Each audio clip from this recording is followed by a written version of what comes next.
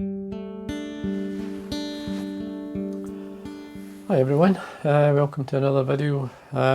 This is just a quick question and answer type video on 2 or 3 questions I've got on my YouTube channel.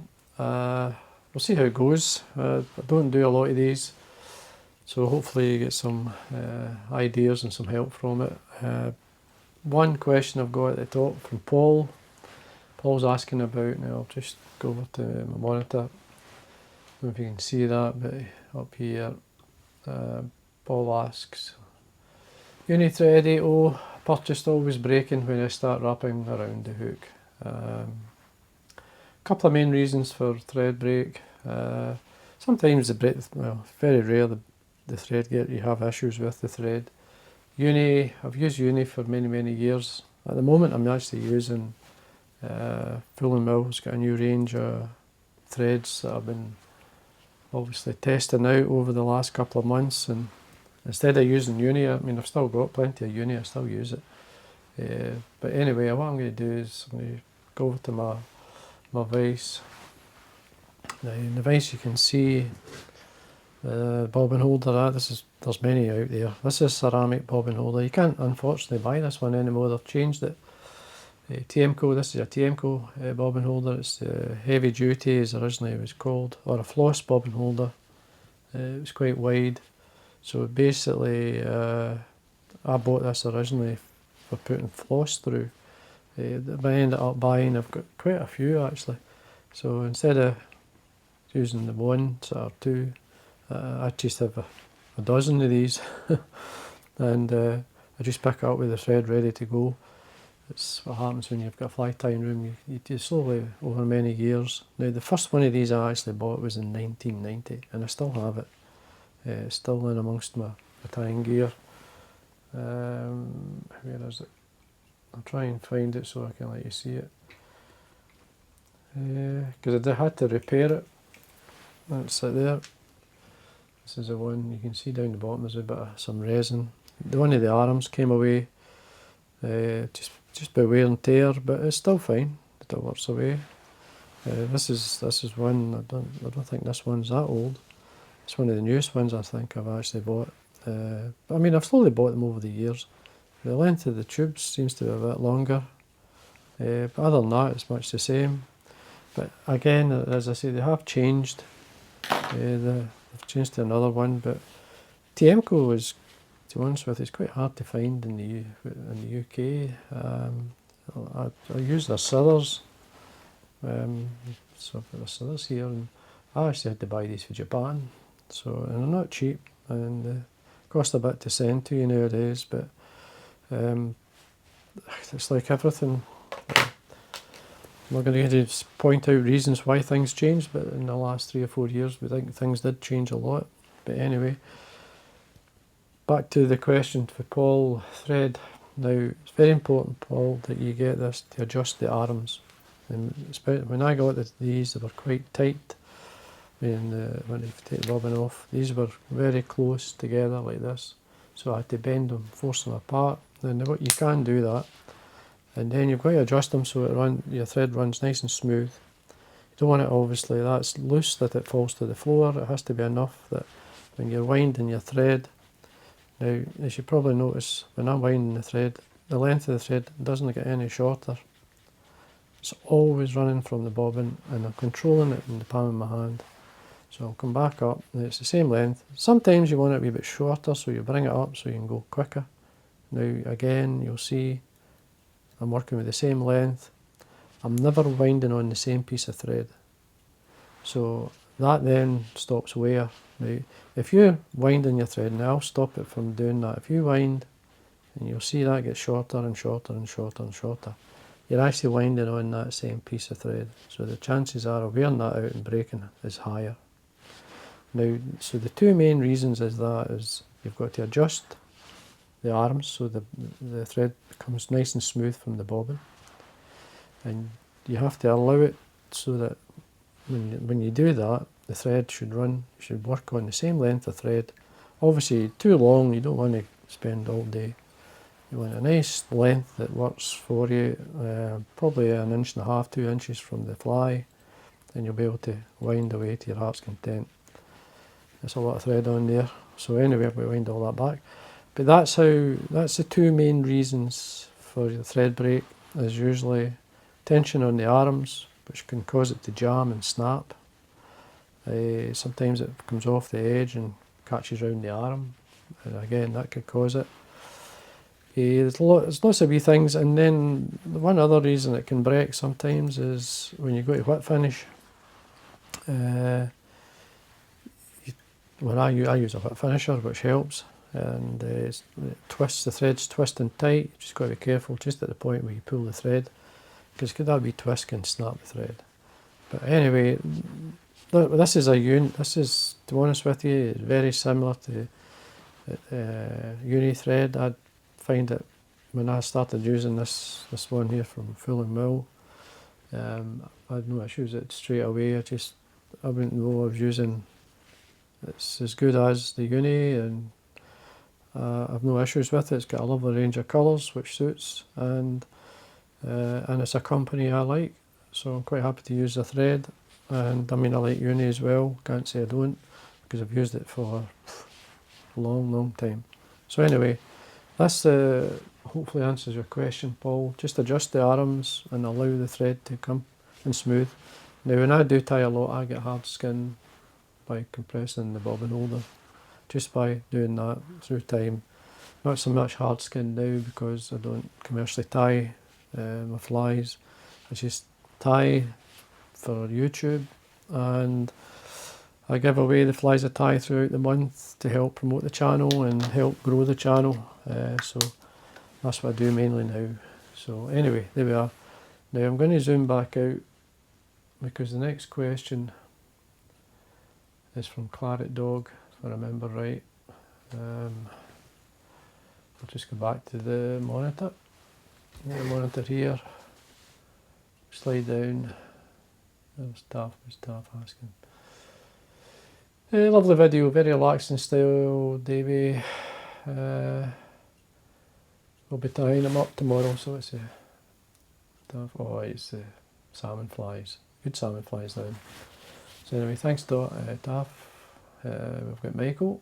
Michael's asking, what's he asking? I need to reduce it so I can see it. Enjoys your videos in the river. About the exact same. Oh, right. So what it is, Michael's using. I was using my micro spay from Cadence, and Michael bought the same rod and enjoys it. And he actually fishes the Doon. He fishes up at Smiston. Smiston is where I used to work. There was a gilly up there. It's a lovely stretch, lovely water to fish. So it is. So. Hopefully we will have a good season next year, 2026. We it's kind of mixed this year. I enjoyed the season. We had some reasonable weather throughout. But anyway, Clary went down. Somebody else asking about the river. I haven't seen that. Can you fish the stretch during the trout season? It was fun to see the big fish jumping, blah blah. That was the video I put on yesterday. And anyway, there's no name, no, just 47 fly fisher. Look, the stretch I'm on it's a small syndicate water. I get a Friday, I fish a Friday on it, and it's like, basically it's quite hard to get. You can't get day tickets or anything on that stretch. There is club stretch or club waters further up that you can get on. Drimple is a club stretch, you can get a season ticket on that. There's Patna stretch, and then there's Dumgrange and Creers, which is above that. It's from Waterside all the way up to Dalwellington. I think it goes all the way up to Loch Doon now. So you get season tickets on them. So the bottom end is a wee bit different. It's private access to a lot of the waters. But I mean, they're doing fishes all the time. It's a great water. It's always got water in it throughout the summer months, and it's cooler because it flows from Loch Doon. So anyway, next question, James, what's James asking? Pleasure watching you throughout the season, Davie. Thanks, James. James, as I say, it has been quite a good season. Hopefully next year will be as good. So, and next question, Claret Dog. Lovely video work. I don't know whether you have done it, but it would be good to see how you set up and work with your GoPro. I presume. As a GoPro, I used Claret Dog. What I'll do is I'll come to my vise and I'll show you what my setup. I'm going to move this light a wee bit.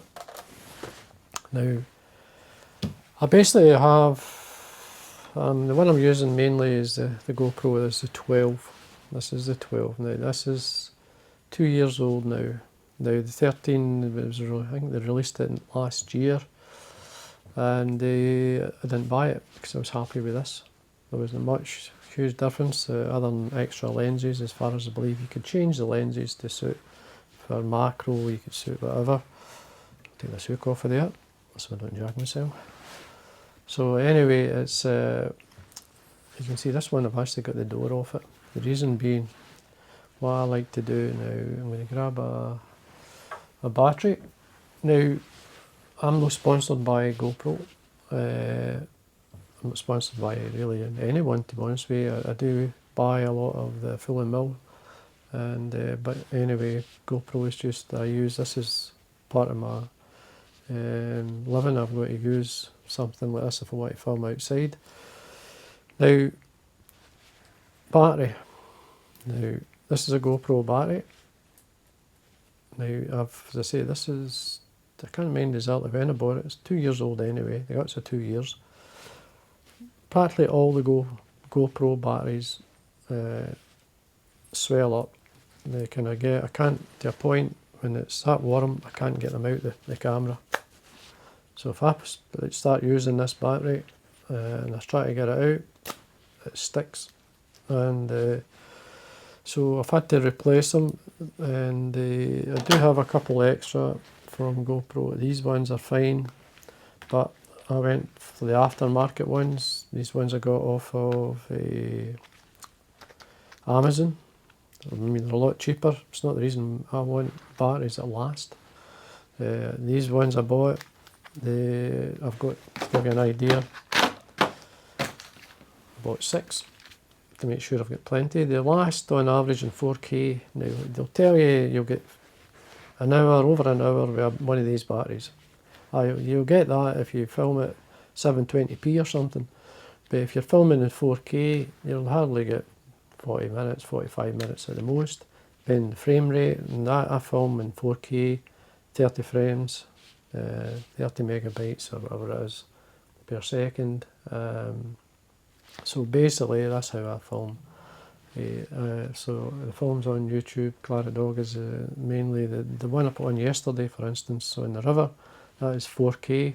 When I'm filming the flies, they're only 1080p, so they're still good enough for YouTube. There's lots of issues where if you put footage on or you put high resolution, there's some places in the world that they can't get. It takes forever for them to actually watch a video. I mean, when I first started doing YouTube, it was 420p. Now you can 5K, you can put whatever you like on, or near enough anyway. But it takes, I mean, when you start using high resolution footage, you need to boost everything. That's where all the cost comes from. Everybody wonders how to fund this type of stuff. It's not cheap. I mean, you've no idea. I've got a bag full of bits and pieces, batteries and cables and bits, and to film this, there's lots of other things I've got to do. You have no idea. But anyway, it's just part and parcel of doing it. But the issue, as I say, I had with the batteries is that they swell up, especially the GoPro. The other ones haven't done it yet, but through time they'll probably do the same. I wouldn't say they're any different, but anyway. So I kept with this the 12. 12 was fine for me, so I didn't replace it. I mean, I have been looking to see if they're going to release a new camera, and I did look at, there was one, I'll show you, I'll go into my monitor. I'll just have a wee quick look. I need to bring this out again. So this is obviously the GoPro. The 13 is what they're trying to sell. The 12 is they're still selling it. Still, it's £350. They do get it cheaper if you subscribe to them. But it doesn't cost you anything. It's just part of it. You can get something off it. The 13 is still there. They haven't replaced that. They're all into this 360 max blah blah. I'm not interested in 360 blah blah. I'm interested in filming what's in front of me and being able to get reasonable sound. Now the other thing I do use in the camera, and when I go back over to my other camera I'll let you see how it fits on, but there's a thing called a media mode. Now you can see this foam like thing around here. It's round the camera. I wonder if they show it. Basically it surrounds the camera. That's got this mic on the top here. It's like a directional mic, which basically works better. It stops wind. If you use the camera itself, there is settings within the camera to actually reduce the wind noise, but I found the medium mode just controls that far better. You'll hear it, a slight breath in the wind, you think it was a hurricane coming through. But with this medium mode, it was a game changer. To me, this just changed. That there was allowed me to film outside. So it did. Now, I have been looking at this camera, the DJI. Now, it's the Action 5. Now, that's been out for a year as well. I've got lots of mixed views about this. I mean, it looks right. It's got a better sensor. It's got a lot of things that people say it works. But, I mean, every time I look, I find something bad about it. Filming's crap. Again, so I don't want to change. I'm not going to spend £409 for a camera, for a setup that I need, just to find out it's crap. And I'm not going to do that.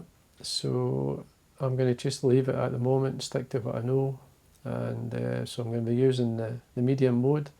Now, there it's there. If you see there under this, $63.99 if you're a subscriber. So you do subscribe to the channel. You don't pay, but you get a discount. So that goes round the camera, makes a big difference. So, as I say, I'm not going to change. Prices are all over the place, but everybody seems to be into this Max 360 series. There's other companies as well as that. DJI, they've got a 360 camera. There's a lot of other people, but I'm not going to bother. I'm just going to stick to this just now. I'll watch out for if GoPro release a new one, I'll have a good look at it. Better the devil you know than the one you don't. So, wait till we see. I'll go back to myself, go back to the device. Now, I'll show you how it works. It's quite simple. Push the battery in. Probably put the battery in before you start. Now there's a door on here. Normally you would just have this. I don't know where I put it. Probably in a bag inside that box I've got here. So basically you've got to take that off. And this goes into the medium mode. This is it here. So you buy this. This is the game changer, I called it. And then your camera just slips in. Clicks in, click the door shut, and that's basically it. That's it. Camera, there's a quick action button top here, just basic quick action, meaning you press it on, it should start filming. It should start filming. You can see myself there. So basically, then all I do is fish away or do what I'm doing, and then I press it and that switches it off. So that's what they call just a quick action button. There's a side button there, just press it, and that basically, and press it good enough, that switches it on, and then there you can then mess about with the settings. As I say, mine's just set up at 4K. It's down the bottom, it's 6.9, 4K, 30 frames, so it's basically that it's always on there, but you can set up other, you can have a list depending on the type of footage you're looking for. I'm set up just to go with filming outside. Now, I use when I'm filming, this is a chest pack, which is basically on here, just screw it on. The camera goes on here, and that's it. The thing about I think the 13 is a magnetic click on, click off. The DJI has that, it's a great thing. You don't have it on this. It basically got to bring these down, got to screw it onto that, and then when you want to change the battery, you've got to, I'll show you, switch it off. You've basically got to take it out, which is a pain, like it's a pain in the bum. Take that out, and then you've got to take it out again, pull it out. Now, from then, as I say, these batteries, you can't see it there, but they all swelled up. I lost one, I couldn't get it out, and I had to rip it out the case to get it.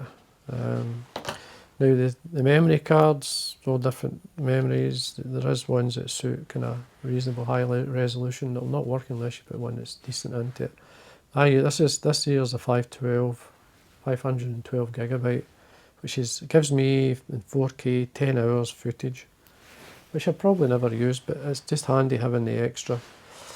And and then obviously to put it into the computer, I just take the SD card out, put it in, upload it to, and I use just Movie Maker. Just simple as that. Oh, sorry, iMovie. Movie Maker was the old one. Movie Maker if you're on a PC, iMovie if you're on the Mac, so Apple. But anyway, folks, that's the one. I've got other bits and pieces that go with it. I've got this kind of handheld. Gives you a bit of, I think it's 5 hours. There's a battery in this that you can power up using the USB-C connection. That just powers it up, and you can control the camera as well. It's just a wee pair that you get, it's into sort of legs, and you can put it onto a tripod as well. It's got a wee screw at the bottom, but you can set it and talk away into it if you want. I hardly use it, to be honest with you. I'm very simple when it comes to these things. I'm not technology guy. I'm one of these, if you do it once and it takes me, when I go to do it again, I've got to look it up, because I only do it once. If I'm doing it all the time, once this is set up, I don't touch it. I just leave it. I hate updates, so I very rarely get an update, but basically when I get a new camera, when I first get into the settings, I go through it bit at a time, and then until the camera blows up or finishes or I change it, I never change it. I keep it as the way it is, unless there's something really new that I haven't tried and it works better, then I'll look at it. But anyway, folks, hope I haven't blabbered on too long, but there's 3 main questions I got asked there. I think it was 3 anyway. But that's how the GoPro. I do have a backup. I've got the old 11 here, I've still got it. And I've bought an extra one of these just in case something goes wrong. But at the moment I'm not looking at changing unless they come out with another camera, but I'll not buy it straight away. I'll allow the geek guys to have a good go at them. But you've really got to watch who you listen to and watch, because it's very easy to get confused. As I say, I'm just a normal guy who uses a camera. I set it up, go for it, and I've used GoPros now. Can't remember the first time I used one. 2006, I think, when they came out. Was it 2000? I remember getting one because I worked in the Glasgow Angling Centre and they were selling them, and I bought one for my bike. But it was absolute. It was okay for running about on the bike, but for filming otherwise, it's just I'm not going to say what it is on the TV, like. But anyway, nowadays they're a wee bit better. Technology is flowing on, but with the guinea pigs has been on and on. And it's still the same with everything. We're still the guinea pigs when it comes to some of the technology. These are renowned for overheating. This one's not too bad. The 12's okay. Well, okay-ish. It's had it a couple of times, and it switches off sometimes itself, and I've got to switch it back on. Don't know why it does it. It just does it sometimes. But anyway, there we are, folks. I hope you enjoy the video and get some info from it, or some ideas, or how things work. I'll just even working these clickety things monitor. There we are. So I'm on the other one. I've got this thing up here. That's a pain in the backside as well. It works sometimes, doesn't work. Logitech someday. It's a 360 Logitech. It's supposed to follow you. You can see it's not doing a lot of following, so I could work out the picture. It's meant to follow you around the room. It doesn't do it all the time. Even though I press it, it still doesn't do it. But it's me lately. It's not the company, it's me. But anyway, folks, there we are. I hope you enjoyed the video, and like always, thanks for watching. Until next time.